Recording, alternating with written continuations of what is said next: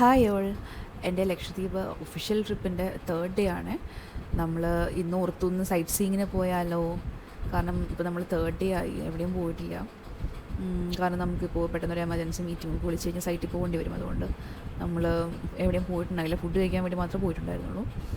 അപ്പോൾ നമ്മൾ വിചാരിച്ചു ഇന്നാണെങ്കിൽ മഴയും ഇല്ല, അപ്പോൾ നമുക്ക് ഒന്ന് ജസ്റ്റ് എവിടെയെങ്കിലും പോയി, എന്തായാലും ലക്ഷദ്വീപ് വന്നതല്ലേ, അപ്പോൾ നമുക്കൊന്ന് പോയാലോ എന്ന് വിചാരിച്ചിട്ട് നമ്മൾ പെട്രോൾ അടിക്കാനായിട്ട് കയറിയായിരുന്നു. ഇവിടെ ഒരു ഐലൻഡിൽ ഒരു പെട്രോൾ പമ്പേ ഉള്ളൂ. എന്താണെന്ന് വെച്ച് കഴിഞ്ഞാൽ ചെറിയ ചെറിയ ഏരിയ ആണ് നമുക്കുള്ളത്. അപ്പോൾ 6 കിലോമീറ്റേഴ്സ് എന്തോ ഉള്ളൂ ഏരിയ, മൊത്തത്തിൽ ഏരിയ.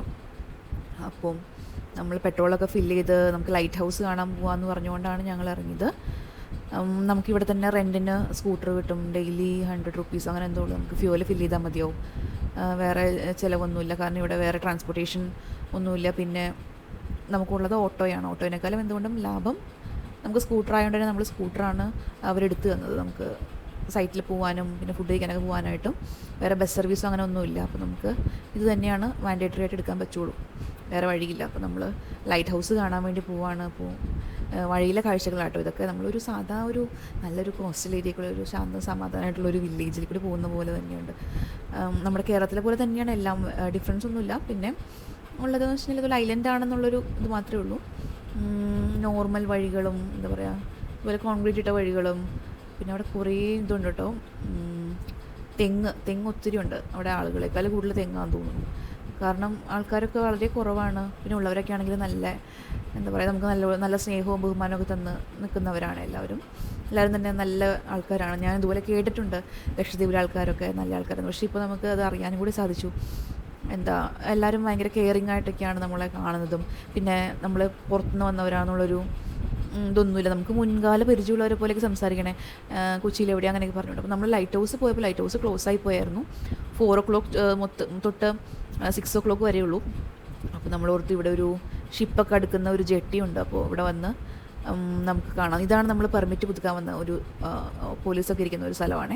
ഇത് ജെട്ടിയോട് ചേർന്നിട്ടുള്ളത്. കാരണം ഇവിടുത്തെ കൂടെ ആൾക്കാർ എൻട്രി ആകുമ്പോൾ, നമ്മുടെ ലാൻഡിലേക്ക് എൻട്രി ആകുമ്പോൾ അവർക്ക് അവിടെ നിന്ന് പെർമിറ്റ് കൊടുക്കും. അവരവിടെ സൈൻ ചെയ്ത് നമ്പറൊക്കെ എഴുതിയിട്ടാണ് നമുക്ക് കയറ്റാം. നമുക്കിവിടെ നിന്ന് VIP പെർമിറ്റ് കിട്ടിയായിരുന്നു. കാരണം നമ്മൾ ഗവൺമെൻറ് ഓഫീഷ്യൽസിൻ്റെ അഡ്മിനിസ്ട്രേറ്റീവ് ബിൽഡിങ്ങിന് ചെയ്യാനായിട്ടാണ് വന്നിട്ടുണ്ടായിരുന്നു ഇൻറ്റീരിയർ. അതുകൊണ്ട് നമുക്ക് VIP പെർമിറ്റ് കിട്ടി അവിടെ നിന്ന്. അങ്ങനെ നമ്മൾ ഇതിൽ കൂടി ഇത് കടലിൻ്റെ നടുക്കിലേക്ക് ഇങ്ങനെ പോകുന്നൊരു ഇതാണ്. കാരണം ഷിപ്പൊക്കെ അടുക്കുന്ന ഏരിയ ആയതുകൊണ്ട് കുറച്ച് അകത്തേക്ക് ഉണ്ട്. നല്ലൊരു, എന്താ പറയുക, നല്ലൊരു നടത്തമുണ്ട് അങ്ങോട്ടേക്ക് അകത്തേക്ക്. നമുക്ക് ഈ കടലിൻ്റെ ഭംഗി ഫോൺ എത്രത്തോളം ക്യാപ്ചർ ചെയ്തിട്ടുണ്ടെന്ന് എനിക്കറിയില്ല. പക്ഷേ നമ്മളവിടെ നിന്ന് കാണുന്ന ഒരു എഫക്റ്റൊന്നും ഫോണിൽ കിട്ടുന്നില്ല. കാരണം നല്ലൊരു, എന്താ പറയുക, നല്ലൊരു ബ്ലൂയിഷ് കളറാണ്.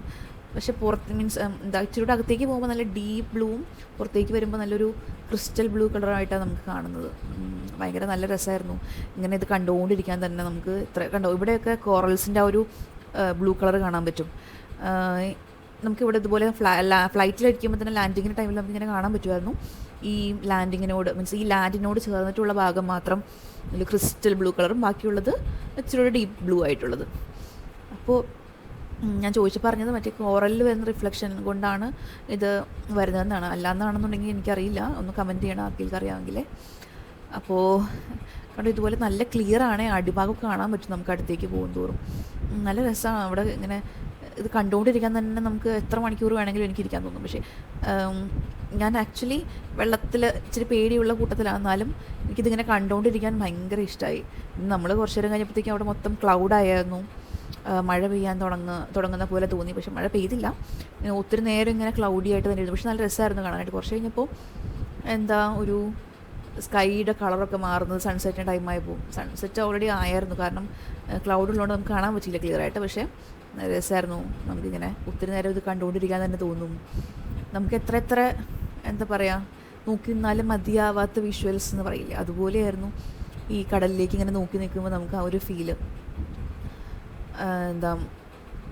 നല്ലൊരു, എന്താ പറയുക, എല്ലാവർക്കും ഇഷ്ടപ്പെടും. മെയിനായിട്ട് ലക്ഷദ്വീപിലെ ഈ ഒരു ഐലൻഡ് ആയതുകൊണ്ട് തന്നെ നമുക്ക് എല്ലാവർക്കും അറിയാവുന്ന പോലെ തന്നെ കടലാണ് മെയിൻ. അപ്പോൾ നമുക്കതിൻ്റെ ആ ഒരു തിരമാല വരുന്ന രീതിയും ക്ലൗഡും എല്ലാം കൊണ്ടും നല്ലൊരു ആംബിയൻസ്, നല്ല രസമായിരുന്നു കണ്ടുകൊണ്ടിരിക്കാനേ. നമ്മൾ നോക്കിയപ്പോൾ കുറച്ച് പിള്ളേരൊക്കെ അവിടെ ഇരുന്നുകൊണ്ട് വെള്ളത്തിൽ നീന്തിക്കൊണ്ടിരിക്കുക. എന്ന് വെച്ചാൽ നല്ല അത്യാവശ്യം നല്ലപോലെ അകത്തേക്ക് പോയിട്ട് അവർ നീന്തുന്നുണ്ടായിരുന്നു. ഇതിപ്പോൾ നീന്തി അവർ കരയോട് ചേർന്ന് വന്നേക്കുവാണേ. ഇവർ കുറേ കൂടി അങ്ങ് അറ്റത്തുനിന്ന് ചാടിയിട്ട് ഈ തിരയുടെ ഒപ്പം ഇങ്ങനെ നീന്തി പോവുകയാണ്.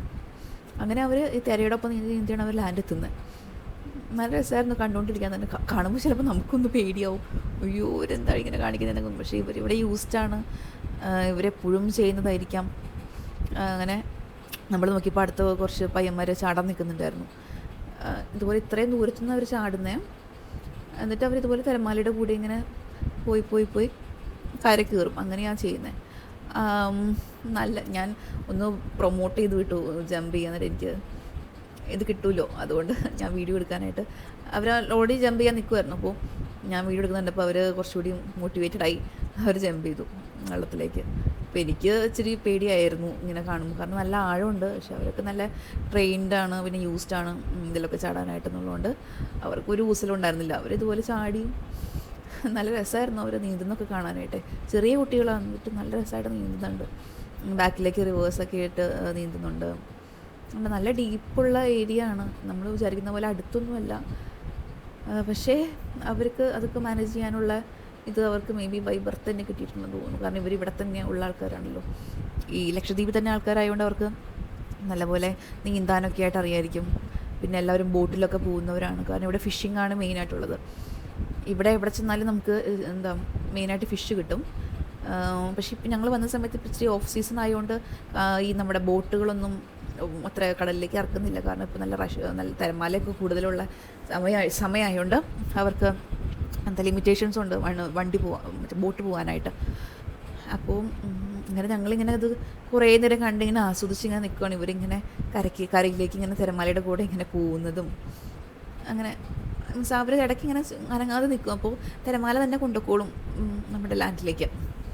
ആ രസം അവർ ചെയ്യുന്നതൊക്കെ കാണാനായിട്ട്. നമ്മളവർ ഇങ്ങനെ നീന്തുന്നത് ഇങ്ങനെ കണ്ടുപോകാണ്ട് അവർ തന്നെ തനത്താനെ ഫ്രണ്ടിലേക്ക് പോകുന്നുണ്ട്. ഇതൊക്കെ കണ്ടുകൊണ്ട് നിൽക്കാൻ തന്നെ നല്ല രസമാണ്. പക്ഷെ ഒപ്പം തന്നെ പേടിയുണ്ടാകും. അങ്ങനെ നമ്മളിവരുടെ നീന്തലും കാര്യങ്ങളൊക്കെ കുറച്ച് നേരം ആസ്വദിച്ച് അങ്ങനെ കണ്ടുകൊണ്ട് നിന്നു. നല്ല രസമായിരുന്നു ഇത് കാണാനായിട്ട്. പിന്നെ ഞാൻ വന്നിരിക്കുന്ന ഈ ഐലൻഡിൻ്റെ പേര് കവരത്തി ഐലൻഡ് എന്നാണ്. ഇത് നമ്മൾ അഗത്തി ഐലൻഡിൻ്റെ അടുത്തുള്ള ഐലൻഡാണ്. നമ്മൾ ഒന്നല്ലെങ്കിൽ ചോപ്പറിൽ അല്ലെങ്കിൽ വെസലിലാണ് വരുന്നത്. ചോപ്പർ എന്ന് വെച്ച് കഴിഞ്ഞാൽ നമ്മുടെ ഹെലികോപ്റ്റർ, വെസൽ എന്ന് വെച്ച് കഴിഞ്ഞാൽ ഷിപ്പ്. നമുക്കിപ്പോൾ ചോപ്പറിലാണ് വരാൻ പറ്റിയത്. ഇപ്പോൾ മൺസൂൺ ആയതുകൊണ്ട് ചോപ്പർ മാത്രമേ ഉള്ളൂ, വെസൽസ് കുറവാണ്, ഗുഡ്സ് മാത്രമാണ് വെസലിൽ വരുന്നുള്ളൂ. പിന്നെ ലിമിറ്റഡ് നമ്പേഴ്സും ഉള്ളൂ ഇപ്പോൾ. അപ്പോൾ ഈ എയ്റോപ്ലെയിൻ തന്നെയാണ് നമുക്ക് ഏക ആശ്രയം. പക്ഷേ ഇവിടെയുള്ളവർക്ക് ഈ ഒരു ട്രാൻസ്പോർട്ടേഷൻ അത്ര ബുദ്ധിമുട്ടായിട്ട് എനിക്ക് ഫീൽ ചെയ്തില്ല. കാരണം അവർ ഡെയിലി ഇങ്ങനെ തന്നെയാണ് എല്ലാ ദിവസവും ട്രാവൽ ചെയ്തുകൊണ്ടിരിക്കുന്നത്. അങ്ങനെ നമ്മൾ മഴ വരുന്നതിന് മുന്നേ പെട്ടെന്ന് തിരിച്ച് നടക്കുകയാണ്. അപ്പോൾ ലക്ഷദ്വീപിൽ കവരത്തിൽ വരാൻ പറ്റുകയാണെങ്കിൽ എല്ലാവരും ഉറപ്പായിട്ടും വരണം, മിസ് ചെയ്യരുത്. ഓക്കെ, ടാറ്റ ബൈ ബൈ ഉമ്മ.